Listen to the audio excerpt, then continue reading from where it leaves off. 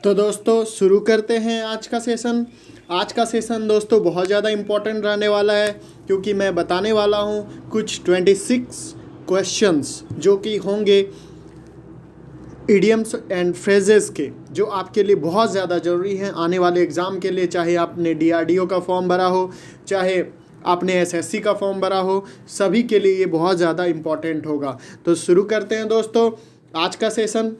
तो first number में कह रहा है दोस्तों, एट वंस विट्स इंड।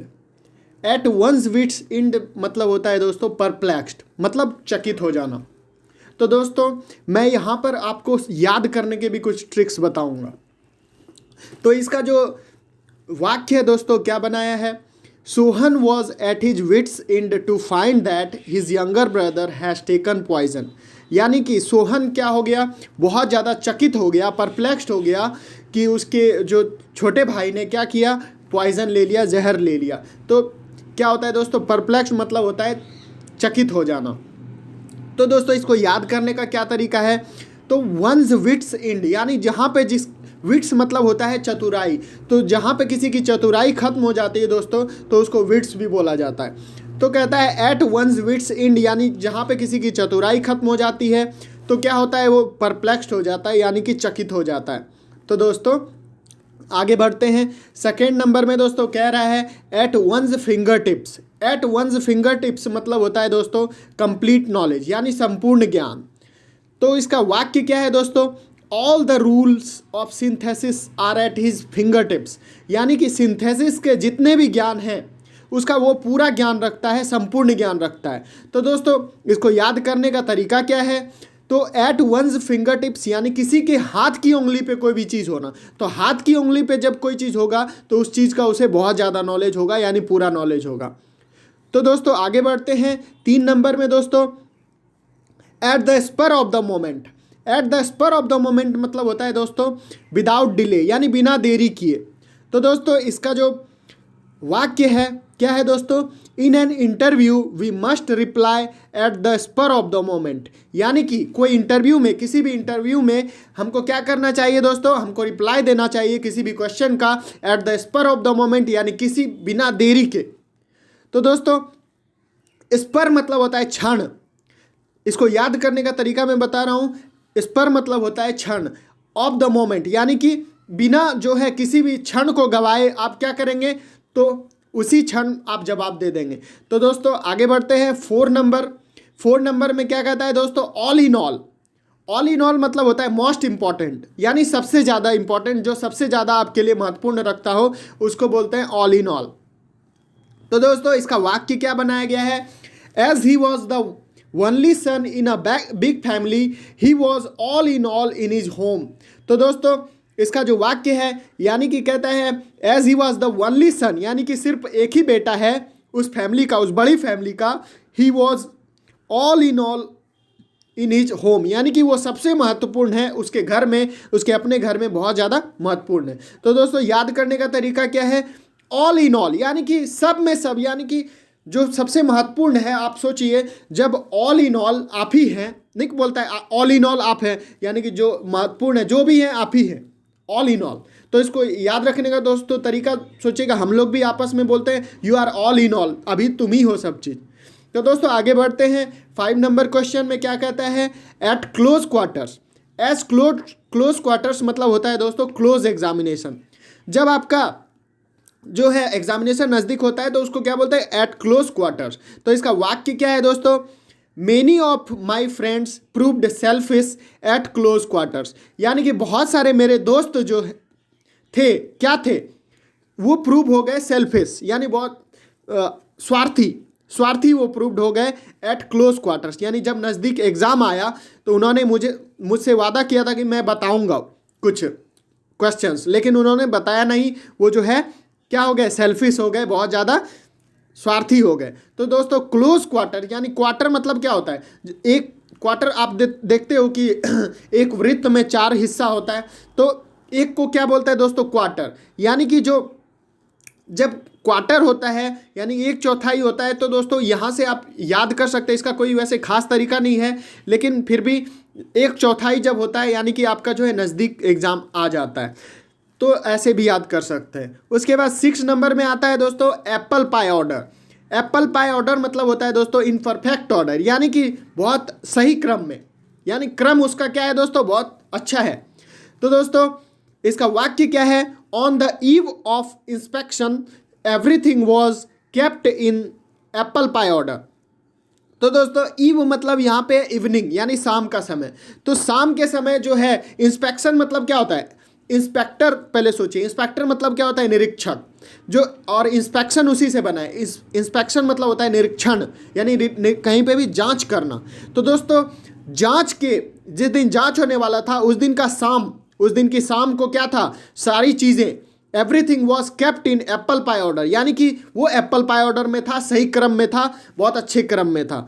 तो दोस्तों यहाँ पे इसका याद करने का तरीका क्या है दोस्तों, एप्पल पाई ऑर्डर मतलब क्या होता है, एप्पल, एप्पल मतलब होता है सेब, और पाई मतलब एक तरह का केक होता है। तो जब उस तरह का ऑर्डर में रहेगा, इतना अच्छा खाने का सामान है और वो उस ऑर्डर में रहेगा तो वो परफेक्ट ऑर्डर में रहेगा ही। तो दोस्तों इस तरह से भी आप याद कर सकते हैं।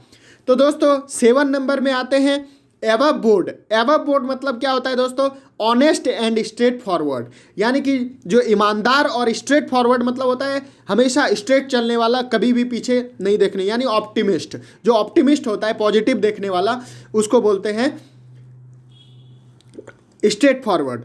तो दोस्तों इसका जो वाक्य है, he is known for his एवब board conduct, यानी कि वह जाना जाता है किसके लिए, उसके एवब बोर्ड कंडक्ट के लिए। कंडक्ट मतलब होता है संगत, यानी उसका जो सारा दोस्त साथी है वो क्या है, बहुत ज़्यादा ईमानदार है, और वो भी ईमानदार है। ईमानदार, जो ईमानदार और आशावादी होते हैं दोस्तों, उसको क्या बोलते हैं, एवब बोर्ड। तो दोस्तों यहाँ पे याद करने का कुछ खास तरीका तो नहीं है, लेकिन फिर भी बता देता हूँ। बोर्ड मतलब क्या होता है दोस्तों, बोर्ड मतलब आप एक तो देखे होंगे कि ब्लैक बोर्ड होता है, तो क्या होता है, आपके सर के आगे जब ब्लैक बोर्ड रहेगा, यानी आप क्या रहेंगे, पढ़ाई के प्रति ईमानदार रहेंगे और क्या होंगे, आशावादी होंगे। तो दोस्तों इसको याद करने का ये तरीका था।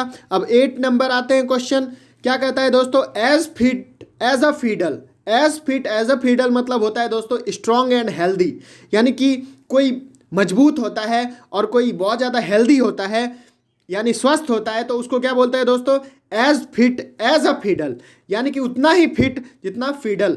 तो इसका दोस्तों देखते हैं इसका वाक्य, he has recovered from illness and now he is fit as a fiddle, यानी कि वो क्या हो गया अब दोस्तों, रिकवर हो गया, कहाँ से, इलनेस से, बीमारी से, अब वो रिकवर हो गया और अब क्या है दोस्तों, वो जो है एज फिट, इतना ही फिट है जितना कि फीडल होता है। यानी कि फीडल यहाँ पे एक सिंबल है दोस्तों, जो कि बहुत ज़्यादा मजबूत होता है, तो उसके लिए कहा गया है।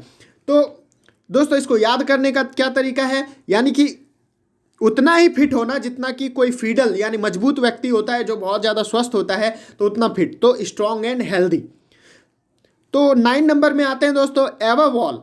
एवब ऑल मतलब क्या होता है दोस्तों, एवब ऑल मतलब होता है बिफोर एवरीथिंग एल्स, यानी कि किसी भी चीज़ के पहले। तो दोस्तों ये जो है क्या है, इसका वाक्य क्या है दोस्तों, देखते हैं। इसका वाक्य कह रहा है above all he is blunt and daredevil, यानी कि सबसे पहले वो क्या है, वो क्या है, ब्लंट, यानी कि ब्लंट मतलब होता है भोथा, और डेयर डेविल मतलब होता है किसी से डरने वाला नहीं। तो क्या होता है दोस्तों, एबव ऑल, एबव ऑल मतलब क्या हो, सबसे पहले। तो यहाँ पे इसके मीनिंग से ही पता चल रहा है, एबव ऑल मतलब सबसे पहले, एबव मतलब होता है ऊपर, ऑल मतलब सभी से, तो सभी से ऊपर यानी सबसे पहले। तो दोस्तों आगे चलते हैं 10 नंबर क्वेश्चन। 10 नंबर में क्या कह रहा है दोस्तों, 10 नंबर में कह रहा है एमलेसली, यानी एट रैंडम। एट रैंडम मतलब होता है कि एमलेसली, बिना एम के, बिना लक्ष्य के। तो दोस्तों इसका वाक्य क्या है, the militants fired at random killing a lot of innocent persons, यानी कि मिलिटेंट ने क्या किया दोस्तों, फायर किया एट रैंडम, अचानक से जो है एमलेसली क्या किया, उसने फायर कर दिया और जो है बहुत लोगों को, हजारों लोगों को मार दिया। तो दोस्तों क्या होता है, एट रैंडम मतलब एमलेसली, बिना लक्ष्य के। तो आपने पढ़ा भी होगा कि एट रैंडम, रैंडमली कोई चीज़ काम कर देता है, यानी कि बिना सोचे समझे, बिना कोई लक्ष्य के काम कर देता है। तो रैंडम यहाँ से बना है एमलेसली, यानी बिना लक्ष्य के। तो दोस्तों आगे बढ़ते हैं। 11 नंबर क्या कहता है दोस्तों, एट अ लूज इंड, यानी कि क्या कहता है, अनऑक्यूपाइड या आइडल। आइडल मतलब होता है बेकार हो जाना, और अनऑक्यूपाइड बिना कोई काम धंधा ना होना। तो दोस्तों इसका वाक्य क्या है, Nowadays he is at a loose end. Nowadays he is at a loose end because he has wound up his business. यानी कि आजकल वो क्या है दोस्तों, वो जो है बेकार है। आज के दिनों में वो क्या है, बेकार है। क्यों? क्योंकि जो है उसने अपना बिजनेस छोड़ दिया है, यानी कि उंडप हो गया है, उसका समाप्त हो गया, उसका बिजनेस जो है खत्म हो गया है, वो घाटे में जा रहा है। तो वो क्या है, आजकल बेकार है, अनऑक्यूपाइड है। तो दोस्तों एट अ लूज इंड, यहाँ पे इसको याद करने का तरीका देखते हैं। लूज मतलब क्या होता है, कोई चीज़ जब लूज हो जाता है तो क्या होता है, बहुत ज़्यादा ढीला पड़ जाता है। तो इंड यानी उसका जो इंड है बहुत ज़्यादा लूज हो चुका है, बहुत ज़्यादा वो बेकार हो चुका है। क्यों? क्योंकि उसका बिजनेस ठप हो गया है। तो आगे बढ़ते हैं दोस्तों। 12 नंबर क्या कह रहा है, 12 नंबर में कहता है दोस्तों, 12 नंबर में क्या कह रहा है दोस्तों, at loggerhead. At loggerhead मतलब क्या होता है, टू बी एट स्ट्राइफ, यानी कि क्या होना, संघर्षमय होना। तो संघर्षमय होना। तो आगे बढ़ते हैं, इसका वाक्य देखते हैं। The partners of our firm are at loggerheads, यानी कि हमारे फर्म का जो, हमारे बिजनेस का जो पार्टनर है आजकल क्या है, संघर्षमय है, उसका जीवन संघर्षमय है। क्यों? क्योंकि घाटे में जा रही है कंपनी। तो हमारी फर्म का जो पार्टनर है वो बहुत ज़्यादा आजकल संघर्ष में है। तो क्या होता है दोस्तों, टू बी एट स्ट्राइफ, यानी एट लॉगर हेड्स। तो टू बी एट स्ट्राइफ यानी संघर्षमय होना। अब आगे बढ़ते हैं दोस्तों। 13 नंबर क्या कहता है, एट ऑड्स। एट ऑड्स मतलब होता है दोस्तों इन डिस्प्यूट। एट ऑड्स मतलब क्या होता है दोस्तों, इन डिस्प्यूट, यानी कि विवाद में होना। एट ऑड्स मतलब विवाद में होना। तो दोस्तों इसका जो वाक्य मैंने बनाया है, the members of the group were at odds over the selection procedure, यानी कि मेंबर्स जो हैं किसके, ग्रुप के जो मेंबर्स थे वो क्या थे दोस्तों, एट ऑड्स, यानी कि विवाद में थे। किस लिए, ओवर द सिलेक्शन प्रोसीजर, यानी कि जो सिलेक्शन प्रोसीजर हो रहा था उसमें घपला हो रहा था या कुछ बहुत ज़्यादा नाइंसाफ़ी हो रहा था, इसलिए वो क्या थे, विवाद में थे। ओके दोस्तों, तो एट ऑड, ऑड मतलब यहाँ पे क्या होता है, ऑड मतलब होता है विषम। विषम परिस्थिति में कब होते हैं, जब विवाद में होता है कोई।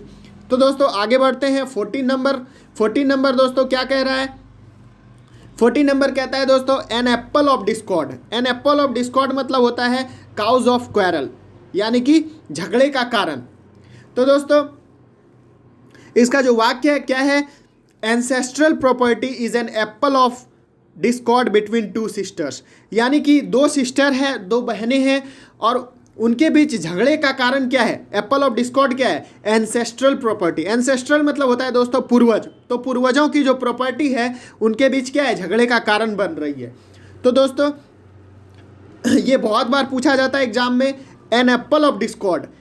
अच्छा आप सोचिए कि एक एप्पल है और उस पर बहुत सारे लोग लग जाएंगे।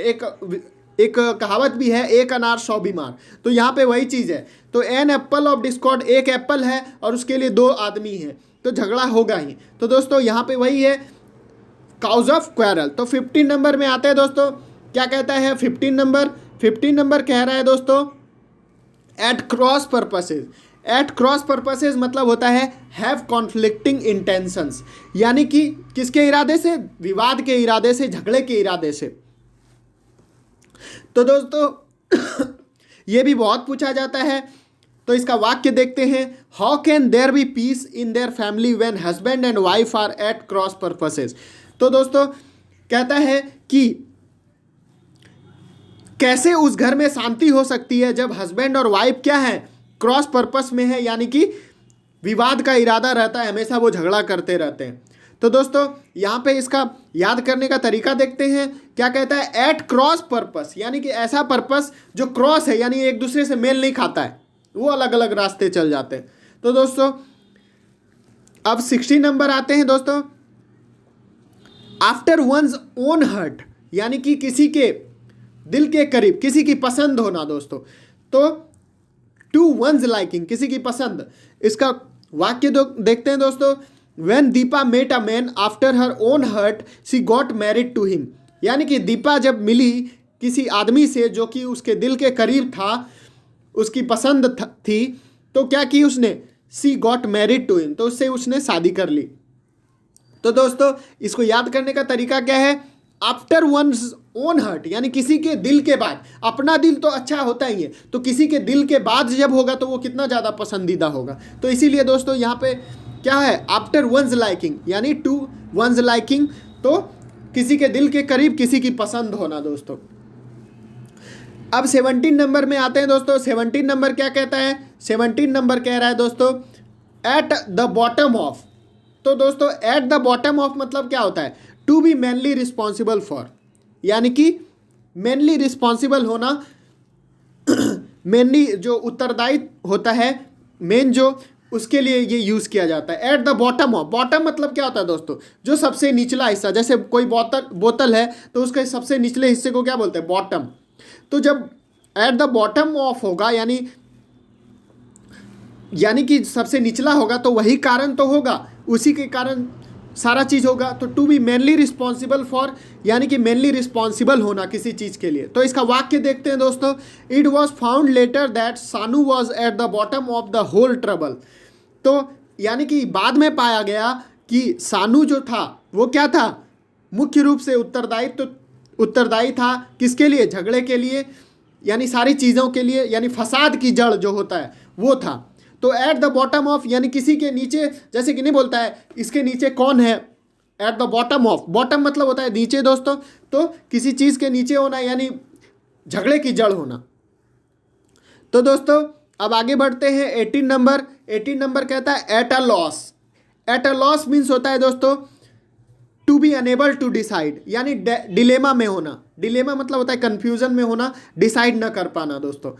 तो दोस्तों इसका जो वाक्य है क्या कहता है, I am at a loss to know what to do, यानी कि मैं जो है किस में हूँ, डिसाइड नहीं कर पा रहा हूँ, मैं जो बहुत ज़्यादा कंफ्यूजन में हूँ कि क्या करें, आखिर क्या किया जाए। तो दोस्तों एट अ लॉस यहाँ पे याद करने का तरीका क्या है दोस्तों, लॉस मतलब होता है घाटा, घाटे में होना, यानी डिसाइड नहीं कर पा रहे क्या करें और क्या ना करें। तो दोस्तों आगे बढ़ते हैं 19 नंबर में क्या कहता है, at daggers drawn. At daggers drawn मतलब होता है दोस्तों कट्टर दुश्मनी, कट्टर दुश्मनी, टू हैव बिटर इनिमिटी, यानी कि कट्टर दुश्मनी होना। तो इसका वाक्य देखते हैं दोस्तों। The quarrel between the two brothers has grown more bitter now and they are at daggers drawn. तो दोस्तों क्या कह रहे हैं, झगड़ा जो है दो भाइयों के बीच अब क्या हो गया है, और बढ़ गया है, और जो है वे इन दिनों क्या हैं, कट्टर दुश्मन है, एक दूसरे के कट्टर दुश्मन है। तो दोस्तों इसको याद करने का तरीका बहुत आसान है। एट डैगर, डैगर मतलब होता है छुरा। जब छुरा निकलता है कोई चीज़ का, जहाँ पे जब छुरा निकल गया यानी वहाँ पे क्या होगा, कट्टर दुश्मनी होगी किसी से। तो दोस्तों यहाँ पे जो है एट डैगर्स ड्रॉन यानी छुरा जब निकल जाए तो क्या होगा, कट्टर दुश्मनी होगी। अब आते हैं 20 नंबर में दोस्तों। 20 नंबर में क्या कहता है, एट लार्ज। एट लार्ज मतलब होता है एब्सकेंड और टू कीप अनचेंड, यानी कि खुला छोड़ देना, किसी को खुला छोड़ देना। या और इसका दोस्तों एट लार्ज मतलब होता है एब्सकेंड मतलब पलायन करना, भाग जाना भी होता है। तो यहाँ पे दोनों भी बन सकता है, जैसे कि इसका जो मैंने वाक्य बनाया है, people keep their dogs at large at night, यानी कि लोग क्या करते हैं, डॉग को जो है खुला छोड़ देते हैं एट नाइट, यानी रात में डॉग को क्या करते हैं दोस्तों, खुला छोड़ देते हैं। तो एट लार्ज यहाँ पे इसका याद करने का तरीका देखते हैं दोस्तों। लार्ज हो जाना, एट लार्ज मतलब कि विशाल हो जाने पर। विशाल कब होता है दोस्तों, जब कोई भाग जाता है या उसको जो है उसको एरिया जो लार्ज विशाल एरिया कब मिल जाता है दोस्तों, तो विशाल एरिया तब मिलता है जब उसको खुला छोड़ता है। जैसे कि कुत्ता जो है खुला कब छोड़ेगा, जब कोई एरिया ज़्यादा हो। तो एट लार्ज मतलब लार्ज हो जाने पर, विशाल हो जाने पर। अब 21 नंबर में आते हैं दोस्तों। क्या कहता है, एट सी। एट सी मतलब होता है दोस्तों applied to a person confused. तो सेम चीज़ है, एट अ लॉस का ही ये सिनोनिम हो सकता है। तो दोस्तों क्या कहता है, यानी कंफ्यूज हो जाना, डिसाइड ना कर पाना।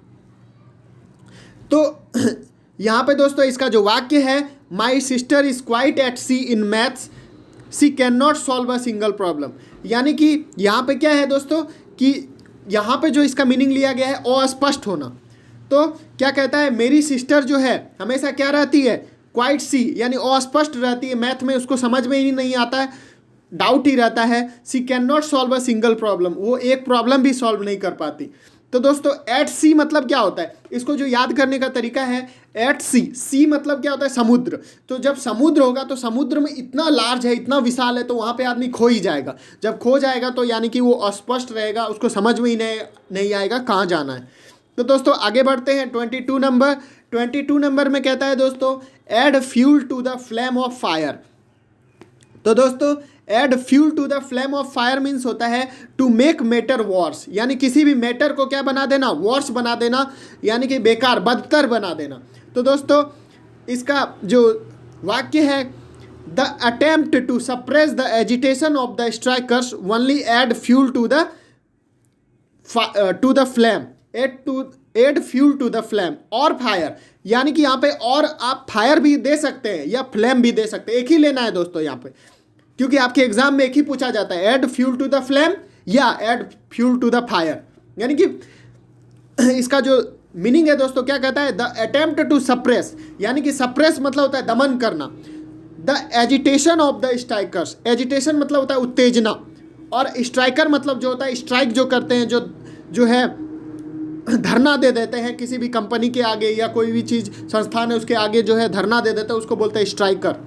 तो स्ट्राइकर की उत्तेजना को दमन करना, और भी क्या होता है, added fuel to the fire, यानी कि या फ्लेम, यानी कि क्या कर देना, तो दोस्तों उसमें जो है आग में घी डाल देना। आपने सुना होगा आग में जब घी डालते हैं तो क्या होता है, और मामला बढ़ जाता है, तो मामले को बदतर कर देना, add fuel to the flame, यानी कि फ्लेम को और भड़का देना, आग को और भड़का देना। तो दोस्तों 23 नंबर आते हैं दोस्तों, क्या कहता है, 23 नंबर में कह रहा है दोस्तों, 23 नंबर में कहता है एट 6 and 7। एट 6 and 7 मतलब होता है इन डिसऑर्डर, यानी ऑर्डर में नहीं होना, डिसऑर्डर होना। डिसऑर्डर मतलब होता है बिखरा हुआ, जैसे कि कोई रूम का सामान सारा क्या है, डिसऑर्डर है, तो आपको क्या बोलेंगे, बिखरा हुआ है रूम। तो देखते हैं इसका वाक्य दोस्तों, there was a robbery in our neighbourhood last night and when I entered the house to enquire everything was at 6 and 7। नहीं बोलते तीतर बीतर हो गया, तो उसी तरह कहता है देयर वॉज अ रॉबरी, यानी एक डकैती हुई थी, इन आवर नेबरहुड, हमारे पड़ोसी में, लास्ट नाइट, जो अंतिम जो रात थी उस समय हुई थी।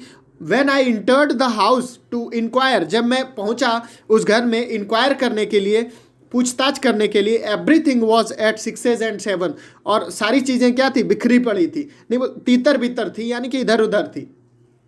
तो दोस्तों आगे बढ़ते हैं। अच्छा, इसको याद करने का तरीका भी देख लेते हैं। एट 6 and 7 मतलब यानी 6 और 7 रहना, इधर कहीं इधर सामान है कहीं उधर सामान है, यानी बेकार स्थिति में होना, तो उसको बोलते हैं इन डिसऑर्डर एट 6 and 7। अब 24 नंबर में आते हैं दोस्तों। 24 नंबर में क्या कह रहा है, एज्यूम एयर्स। एज्यूम एयर्स मतलब होता है टू प्रिटेंड सुपीरियोरिटी, यानी कि अपने आप को सबसे सुपीरियर समझना, सबसे सुपर समझना। तो दोस्तों इसका वाक्य देखते हैं, सेंटेंस क्या कहता है, the rich are in the habits of assuming airs in the presence of their poor relations. तो रिच क्या है, रिच जो है हैबिट ऑफ एज्यूमिंग एयर्स, उनका हैबिट क्या होता है, अपने आप को जो है एयर समझना। एयर मतलब यहाँ पे दोस्तों हवा, एक तरह से अपने आप को हवा में समझना, तो वो जो है क्या है, एक तरह से अपने आप को बहुत ज़्यादा सुपीरियर समझ रहा है। तो the rich are in the habits of assuming airs, यानी कि अपने आप को सुपीरियर समझते हैं in the presence of their poor relation, जब उसका सामना होता है पुअर रिलेशन से, जैसे उसका पुअर से, जैसे कि कोई गरीब आ जाता है सामने में, तो वो अपने आप को क्या समझने लगते हैं, सुपीरियर, सर्वश्रेष्ठ समझना। तो एज्यूम एयर्स अपने आप को हवा में समझना, यानी मैं ही हूँ सब कुछ, अपने आप को सबसे सुपीरियर समझना। तो दोस्तों आगे चलते हैं, कह रहा है आर्गसाइड। आर्गसाइड मतलब होता है दोस्तों careful and observant. Careful and observant. तो दोस्तों इसका जो वाक्य मैंने बनाया है क्या कहता है, as a politician he is Argus eyed and never overlooks even a small matter. यानी कि सतर्क रहना, हमेशा क्या रहना, केयरफुल रहना। तो आर्गस आइड मतलब होता है सतर्क रहना। तो इसका वाक्य को समझिए दोस्तों, as a politician he is Argus eyed, यानी कि पॉलिटिशियन के रूप में। पॉलिटिशियन मतलब क्या हो गया यहाँ पे, पॉलिटिशियन मतलब होता है जो पॉलिटिक्स में होता है, जैसे कि राजनीति में होते हैं। जैसे कि हमारे नरेंद्र मोदी क्या है, एक पॉलिटिशियन है।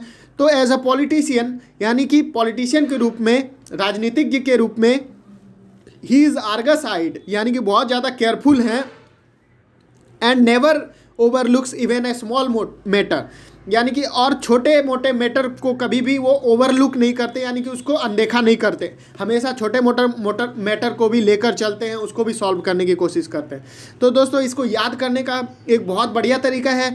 आर्गस जो है एक मॉन्स्टर का नाम था जो कि प्राचीन ग्रीक में पाया जाता था, जिसके जो शरीर में जो है हजारों आँख थे, हाँ हजारों आँख लगे हुए थे, पीछे आगे सारी जगह उसके आँख लगे हुए थे।